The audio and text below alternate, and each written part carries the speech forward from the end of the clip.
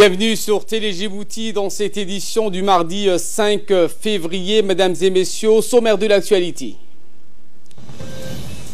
Sous la présidence du chef de l'État, chef de gouvernement Ismaël Omar Guelleh, s'est tenue aujourd'hui la 4e séance du Conseil des ministres où cette question était à l'ordre du jour. Et dans l'actualité internationale, la Russie se retire à son tour du traité INF. Voilà pour les titres. Merci si vous nous rejoignez sur Télé Djibouti. Le chef de l'État, chef de gouvernement Ismaël Omar Guelleh s'est tenu donc sous la présidence du président de la République, chef de gouvernement Ismaël Omar Guelleh s'est tenu aujourd'hui la 4e séance du Conseil des ministres où cette question était inscrite à l'ordre du jour. La première question concerne un projet de décret fixant les taux de ressort des chambres civiles, commerciales et sociales du tribunal de première instance et du tribunal administratif. La deuxième question est relative à un projet de décret portant application de l'article 6 de la loi numéro 90 de l'année 2015 de la 7e législature concernant les conditions et modalités d'application de l'audit énergétique. La troisième question qui est un projet d'arrêté portant application de l'article 15 de la loi numéro 90 de l'année 2015 de la 7e législature, également sur l'efficacité énergétique de l'éclairage public. Écoutons sur ces trois premières questions le compte rendu du porte-parole du gouvernement, également ministre des Affaires étrangères, Mahmoud Ali Youssouf. Bismillah ar-Rahman ar-Rahim. Sous la présidence du chef de l'État, son Excellence M. Ismaël Omar Guelleh, s'est tenue la 4e séance du Conseil des ministres en ce mardi 5 février 2019. Était inscrite à l'ordre du jour cette question. La première question concerne un projet de décret fixant les taux de ressort des chambres civiles, commerciales et sociales du tribunal de première instance et du tribunal administratif. Ce projet de décret vient en application du nouveau code de procédure civile dans ses dispositions relatives aux compétences et à l'organisation de la chambre civile, du tribunal de première instance, de la chambre commerciale et du tribunal administratif. Ce décret définit également pour chacune de ces juridictions le montant pour lequel elle juge en premier et dernier ressort. Les décisions rendues en premier et dernier ressort ne sont pas susceptibles d'appel. Le seul et unique recours contre ces décisions est le pourvoi devant la Cour suprême. L'objectif recherché est d'abord de désengorger la Cour d'appel, qui est devenue, depuis la réforme de la Cour suprême en 2010, une juridiction de renvoi. Ce décret a également un deuxième objectif plus général. Il s'agit d'éviter le recours systématique voire abusif des citoyens. Ceci incitera nos compatriotes à régler les litiges à l'amiable à travers la médiation, le recours aux sages ou la conciliation. La deuxième question est relative à un projet de décret portant application de l'article 6 de la loi numéro 90 en 2015, 7e législature, relative aux conditions et modalités d'application de l'audit énergétique obligatoire et périodique en République de Djibouti. Le cadre législatif relatif à l'efficacité énergétique a rendu l'audit obligatoire dans le processus de la maîtrise de l'énergie. L'audit énergétique obligatoire s'inscrit dans la stratégie énergétique du gouvernement qui vise à réduire les besoins énergétiques en améliorant l'efficacité de la consommation dans un contexte de forte dépendance à l'international. Elle privilégie les énergies renouvelables, incite à l'optimisation des ressources énergétiques et rend obligatoire l'audit énergétique à partir d'un certain seuil de consommation. L'audit énergétique est défini comme l'examen et le contrôle des performances énergétiques des installations et des équipements, des établissements industriels, de transport et du tertiaire en vue de l'optimisation énergétique de leur fonctionnement. L'Agence djiboutienne de la maîtrise de l'énergie est tenue de préparer les cahiers de charges comprenant les normes sur l'efficacité énergétique et de surveiller les conditions de mise en œuvre de l'audit énergétique par les experts auditeurs et par les organismes soumis à l'obligation de l'audit. Une période de 6 mois après l'entrée en vigueur du présent projet de décret est fixée durant laquelle l'application du décret est suspendue, et ce, afin de préparer aussi bien tous les cahiers de charges mentionnés dans le décret, mais de sensibiliser aussi les entités concernées. La troisième question est relative à un projet d'arrêté portant application de l'article 15 de la loi 90 en 2015, 7e législature, sur l'efficacité énergétique de l'éclairage public. Le champ d'application de la loi sur l'efficacité énergétique de l'éclairage public porte également donc sur le domaine public de l'État, et à cet égard, le gouvernement et les collectivités locales doivent savoir comment dimensionner l'éclairage public dans l'espace public suffisamment sans provoquer une surconsommation. Les gestionnaires de l'éclairage public ont la responsabilité d'adopter les bonnes pratiques pour améliorer la performance énergétique de l'éclairage public, et l'agence djiboutienne de la maîtrise de l'énergie est chargée de veiller à la mise en œuvre des mesures prises par les gestionnaires visant à assurer un éclairage public moderne, efficace, autant qu'économe en énergie et qui présente un impact environnemental minimal. Le Conseil a ensuite examiné un projet d'arrêté portant attribution d'une parcelle de terrain au profit de la SGTD. La sixième question est un projet d'arrêté portant également attribution à une parcelle de terrain, cette fois au profit du secrétariat d'État aux affaires sociales. La septième et dernière question concerne deux projets de décret portant nomination. Madame Rahima Ahmed Moussa est nommée directrice du laboratoire central du bâtiment et de l'équipement en remplacement de M. Soubane Saïd Ismail. Et M. Soubane Saïd Ismail est nommé directeur général de l'agence djiboutienne des routes en remplacement de M. Mahamoud Moussa, qui est lui donc nommé conseiller technique du ministre de l'équipement et des transports. Et écoutons le compte rendu du porte-parole du gouvernement. La quatrième question concerne un projet de décret pris en application de la loi numéro 55 de l'année 2014 de la 7e législature portant organisation et fonctionnement du ministère délégué chargé du commerce, des PME, de l'artisanat, du tourisme et de la formalisation. Le ministère délégué chargé du commerce donc est chargé de la conception, de l'élaboration et de la coordination ainsi que du suivi et de l'évaluation de la mise en œuvre de la politique du gouvernement en matière de commerce intérieur, de commerce extérieur, de la promotion des PME et de la formalisation du développement du tourisme et de l'artisanat. Le présent projet de décret pris en application de la loi parachève donc l'organisation du ministère qui pourra ainsi justifier et légitimer l'intervention de ces départements dans leur domaine de compétences. Le projet de décret d'application assure un meilleur ajustement de la structuration du ministère en renforçant le dispositif existant déjà. Donc, il y a dans l'organigramme du ministère le cabinet du ministre. En plus de ce cabinet, donc l'inspection de la concurrence et de la répression de la fraude est déjà mise en place, elle est donc renforcée.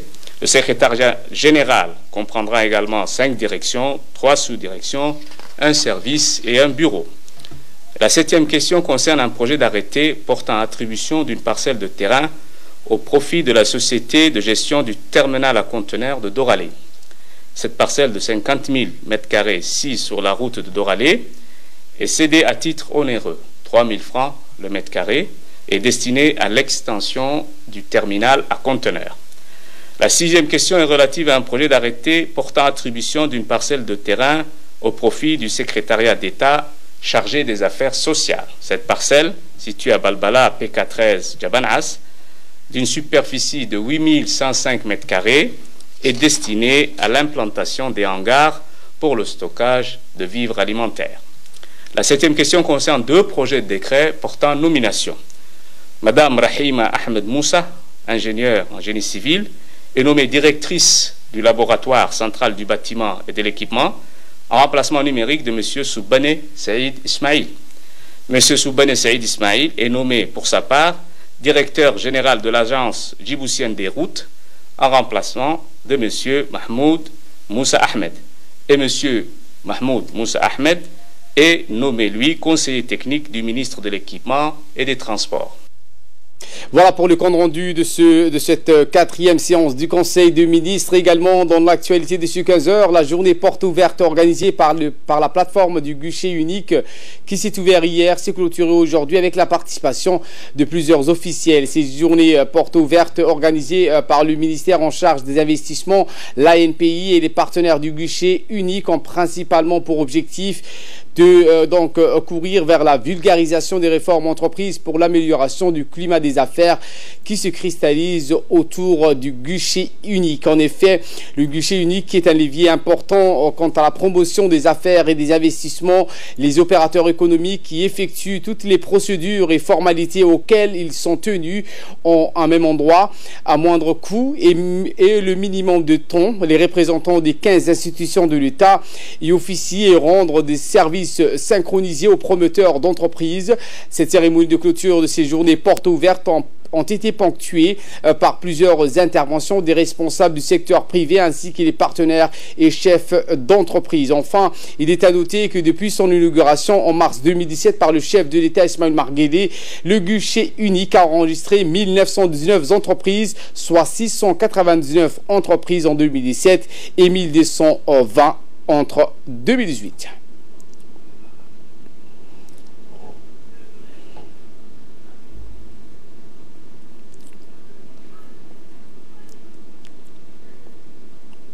Suite à sa nomination à la tête de la Chambre panafricaine du commerce et l'industrie, passible pour un mandat de 2 ans, dans une conférence de presse, le président de la Chambre de commerce de Djibouti, M. Youssouf Moussa Dawale, nous a expliqué les missions principales de la Chambre panafricaine de commerce et industrie. Écoutons.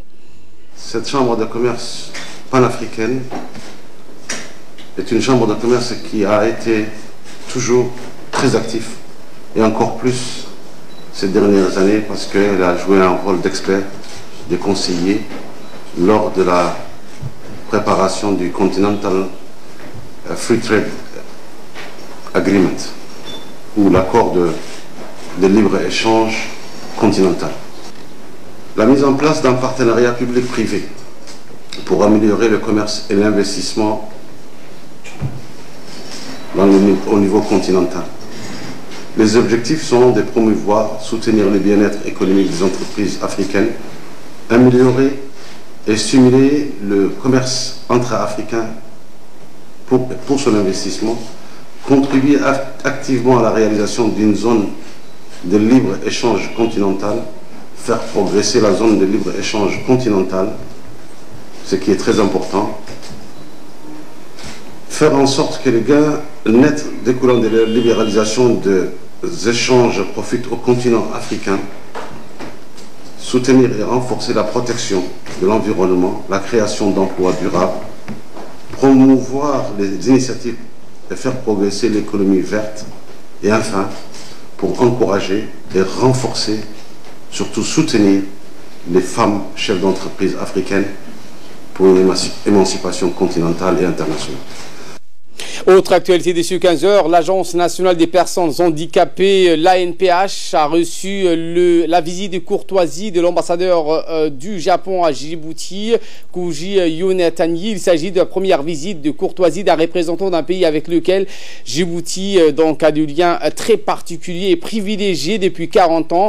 Cette visite s'inscrit dans le plaidoyer que mène l'ANPH en faveur de la protection et la promotion des droits des personnes handicapées à Djibouti. Plusieurs points ont été abordés, parmi lesquels les formations techniques et professionnelles adaptées pour les personnes handicapées, l'assistance technique ou l'expertise en matière en charge des personnes handicapées, entre autres. Par ailleurs, le Japon, pays organisateur des prochains Jeux olympiques d'été en 2020, intègre également la question de l'handicap et de l'épanouissement des personnes handicapées dans le sport et l'handisport, à travers notamment les Jeux paralympiques également organisés à la même période. Il s'agit là d'un point de vue auquel l'ambassadeur y a été largement favorable à appuyer dans le cadre de l'handisport à Djibouti. Et pour sa part, le directeur général de l'Agence nationale des personnes handicapées, M. Douale Saïd Mahmoud, a mis la rencontre qu'il avait eue avec l'ambassadeur japonais Koji. Il a indiqué que cette nouvelle agence a effectué une avancée considérable, si bien qu'elle vient d'être créée récemment, des activités qu'elle effectue au quotidien dans leur mission de subvenir en aide aux personnes à besoins spéciaux. Diplomatie à présent avec la 5e réunion ministérielle de la coopération arabo-européenne qui s'est tenue donc le lundi hier 4 février à Bruxelles en Belgique. Lors de la rencontre, notre pays était représenté par Mohamedou Hirsi, ambassadeur de Djibouti en Égypte, et son représentant permanent auprès de Ligue arabe des États arabes, Omar Abdi Saïd, ambassadeur également de Djibouti à Bruxelles, était convié donc à cette réunion entre les pays arabes et l'Union européenne. Les participants ont examiné les voies et moyens de renforcer la coopération entre Arabes et les pays de l'UE dans plusieurs domaines, notamment dans le domaine politique, économique, environnemental, la lutte contre le terrorisme. Retour à Djibouti avec cette activité sportive de l'école de foot East Africa organisée en collaboration avec les forces françaises stationnées à Djibouti. Cette cérémonie d'ouverture du championnat de la saison qui se déroule pendant une semaine. Eh bien, c'est les différentes catégories de moins de 17 ans, le moins de 15 ans, 14 ans, 13 ans, de 6 à 18 ans, de 9 à 10 ans, de 11 à 12 ans, cadet Benjamin Poussin, etc. Et ce, en présence du président de l'école de foot East Africa, Mohamed Elmi Abar, surnommé Gabobé. Les responsables et les entraîneurs des différentes catégories, les parents des élèves y ont également participé à ce championnat qui a donc débuté.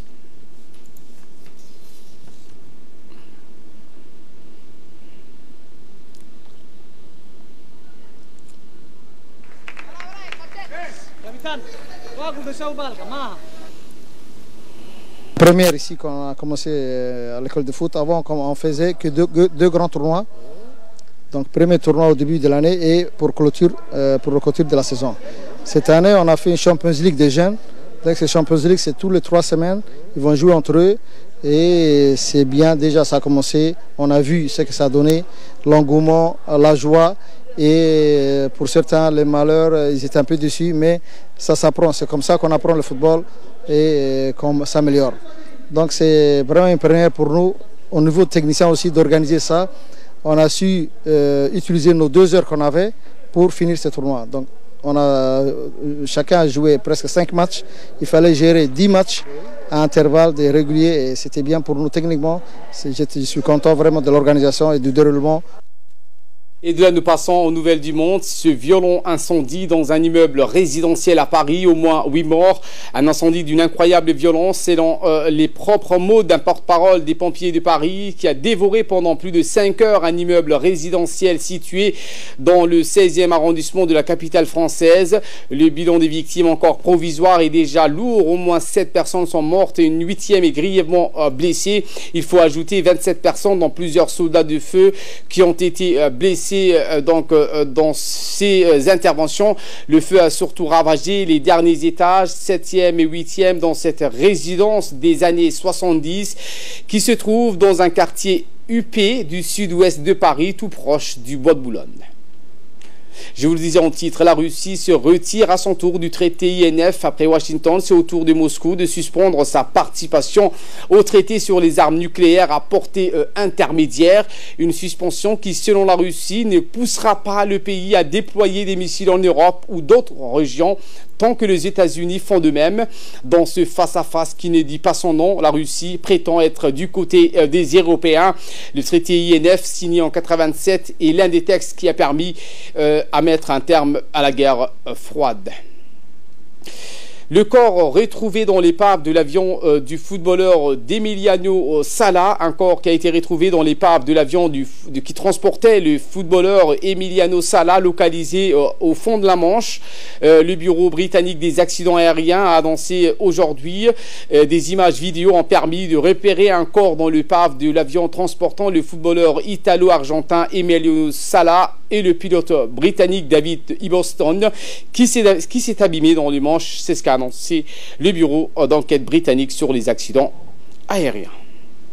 Voilà pour l'essentiel de ce 15h. Merci de votre fidélité. Restez avec nous, le programme continue sur Télé Djibouti.